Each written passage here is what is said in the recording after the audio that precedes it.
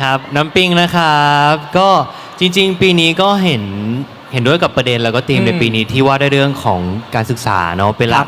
ซึ่งเราเองเป็นเด็กที่เติบโตมาจากจังหวัดแม่ฮ่องสอนนะครับก็เราถึงได้รู้ว่า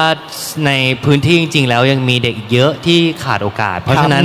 เรื่องของอินเทอร์เน็ตบ้านหรืออินเทอร์เน็ตที่ใช้ในการหาข้อมูลหลายๆคนที่อยู่ที่กรุงเทพอาจจะรู้สึกว่าก็แค่อินเทอร์เน็ตหรือเปล่ามันเป็นเรื่องที่ปกติมากที่ทุกบ้านจะต้องมีตื่นมาก็เจออยู่ใกล้ตัวอยู่แล้วไม่ได้ดิ้นรนอะไรแต่สำหรับเด็กที่อยู่ชายขอบบริเวณในพื้นที่ที่ห่างไกลจริงๆมันเป็นเรื่องที่ไม่ได้ง่ายสำหรับพวกเขาเลยแล้วก็เป็นเรื่องที่พวกเราหลายๆคนน่าจะหลงลืมไปว่าจริงๆไอ้ดอทเล็กๆนี่แหละที่มันจะเชื่อมเด็กๆไปสู่โลกอื่นๆได้เห็นว่ายังมีสิ่งต่างๆที่ให้ค้นหาอีกเยอะยังมีประเทศอื่นๆยังมีโอกาสอื่นๆทุนการศึกษาอื่นๆที่บางทีเขาต้องเชื่อมต่อด้วยอินเทอร์เน็ต